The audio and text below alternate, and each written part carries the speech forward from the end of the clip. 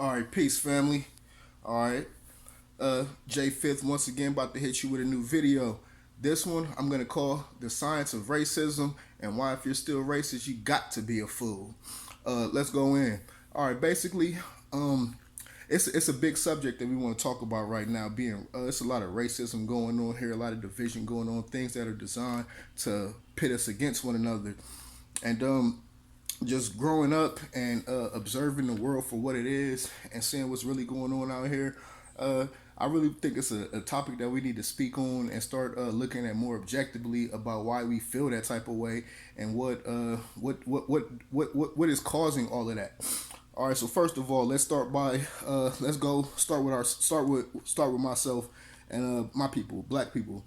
Uh, if we really want to be honest, we know that black people are racist just like white people are.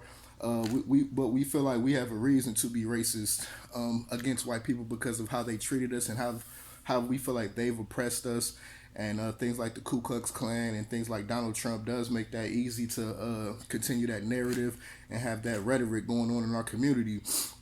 But I think that if we look at it a little bit more closely, we'll see that it's not really a one-sided issue, and that pretty much we're being baited into feeling that way and being racist against each other. Because I think if we're honest with each other, we naturally don't have any feel any type of way towards other races and cultures. I mean, we all have our differences, but if you just, I don't think when you were kids, I played with all type of people. I had Caucasian friends, I had Spanish friends.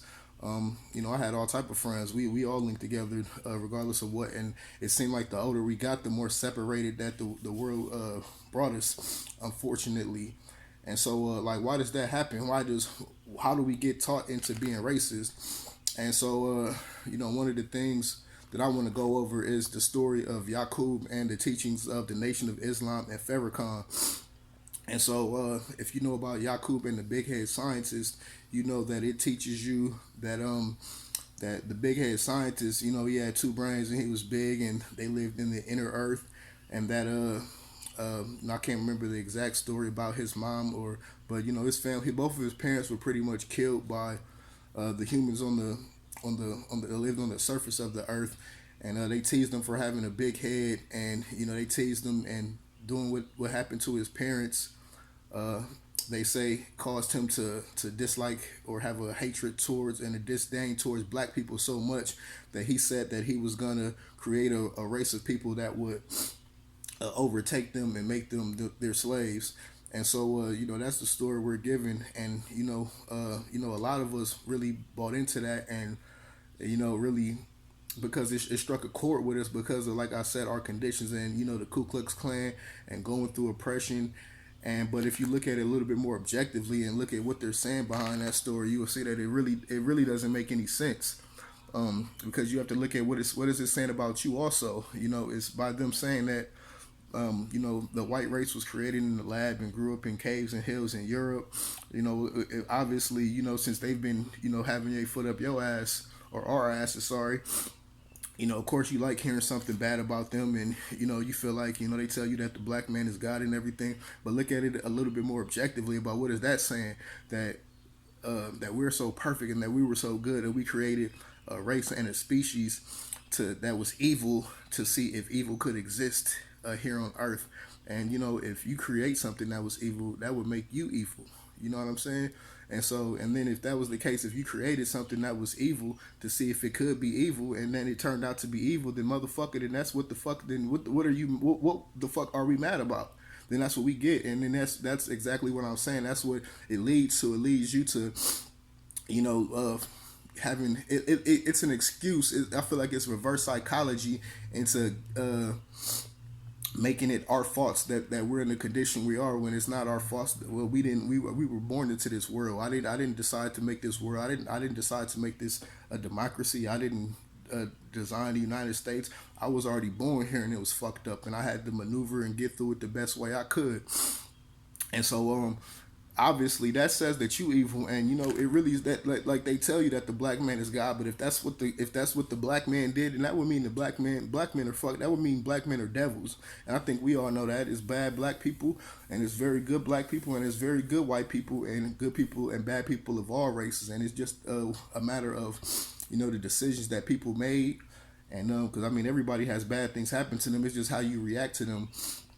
And so I'm for one, I'm not gonna hold somebody else responsible for my life and how it turns out. And I'm dead in racism, and I raised my kids to be that way also. You know what I'm saying? We don't rock like that. Now they keep some ammunition under their belt in case somebody else want to put a lie on them. And we're gonna get into the other side of that coin also, into the flip side, because they give that's the whole thing, because they pit us against each other. So we got the story of Yakub, and white people got the story of niggas was born in Africa from fucking monkeys with the fake ass Lucy bones. So if you don't know that, the Pan African movement, and you probably need to look up Pan and see who the god Pan is to see why it's called the Pan African movement. But Pan is actually the Baphomet, and pretty much they convince you that the out of Africa theory, as they say, obviously is that the oldest bones were found in Africa, and that it was a female named Lucy, and it was primate bones, which is horseshit. Just like the Yakub story, it's a story that they made up to make you feel less than. Just like the story of Yakub makes a Caucasian could make a Caucasian feel less than. The story of Lucy makes you feel less than, because they tell us that they tell us that we come from primates, and goddamn well we don't come from any primates. And it's pretty much, it's a disrespectful towards the Most High and the Creator, because you saying that the Creator is stupid and creates these messed up things, that the Creator needs to create things from damn monkey bones from space, because that's what they say. The Big Bang Theory saying that an asteroid came from outer space and crashed into here and created your ass, would mean that your motherfucking DNA comes from space and that you a space monkey. So look up space monkeys and see that's what the fuck they're you're agreeing to when you agree to be from Africa. When the first people were from Africa, the first people were from the North Pole. And so scratch that rhetoric. But if you believe in the globe and all type of shit like that, and the type of things that you were taught in school in the textbooks, then it's the type of things that you get baited into. So back to the Lucy story, they tell us that we were come from monkey bones, and pretty much it's the same. It's the opposite of the story of Yakub. It's a story to give white people, or they're just make them feel superior towards you and to make you feel less than. So that's just a brief introduction. I mean, it's not a whole lot to go into, because it's just retarded if you really look at it objectively. And that's why if you believe things like this, you got to be a fool. And you know what I mean? You just follow the herd and follow whatever you're taught, and don't look at things more closely and form your own opinion about things. Because I think that God is smart enough not to create damn cavemen to walk on all fours and shit like that. God can create a species better than that, and I don't believe that God created anybody first or anybody better than anybody. I feel like we all were created equally, and we all were created the same, and we all love intermingling and living with each other now and being around each other now. And niggas, everybody to each is their own. My woman is half Mexican. You know what I'm saying? A lot of brothers like Caucasian women.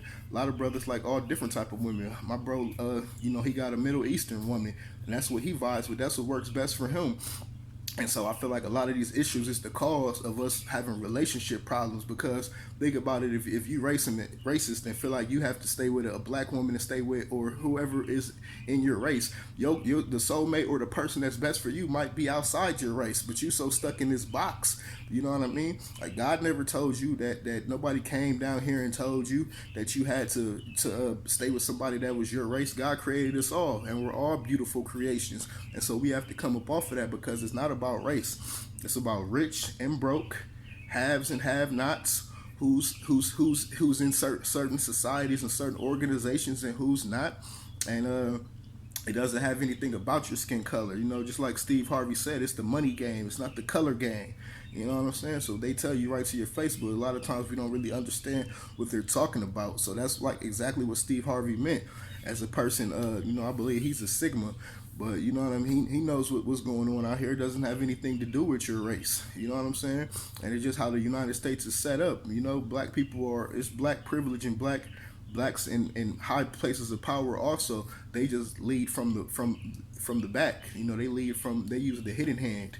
They don't come out and exactly show you their positions and show you how they are ruling over you. But it is a black pope and a white pope, and this goes all the way back until the 3100 BCs in the ancient Egyptian societies and the Greek societies. That's another falsehood that they teach us, that ancient Rome fell and that ancient Egypt fell. When neither one of those civilizations fell, my brothers and sisters, they joined forces.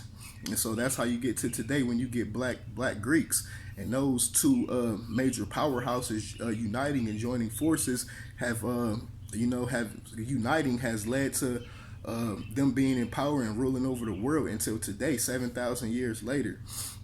And so it hasn't been about black and white for a long time. And I study history, and if you keep going back in history, it's been the same thing until they come, in the 1600s. Black people and white people, we roamed amongst each other. We lived in the same cities until they created certain laws, and they created racism, and they continue to create these things. We don't naturally feel that way. We're baited into thinking that way. And we have to come up off of that if we are all to be free and to be sovereign, because it has nothing to do about that. It has nothing to do with the color of your skin. It has to do with you having power and not having power. And that's an interesting thing that I was thinking about yesterday too. Why do they call it power? Because what gives you power? And I was just thinking about it, like, what gives you power is the first thing God did is let there be light. He lit it up. So power is, you have to have some form of energy to light things up. And they will lead you to believe that the older you go back in civilization, that the dumber people get. And so you get shit like the Flintstones, and you get cave people. And that's another diss against the creator, that he creates stupid motherfuckers. He creates stupid people that walk around without any shoes on, and they didn't have electricity and things like that, when that's just falsehood. Nikola Tesla, that was recycled science. You know what I mean? It's nothing new under the sun. These things are just being all redone again. And so if you think the ancient societies, like the ancient Egyptians and the ancient Greeks and the Romans didn't have technology like electricity and things like that, then you're just misunderstood. You haven't done enough research and knowledge on that. So to think that the further you go back in history, the dumber that people got is really the opposite.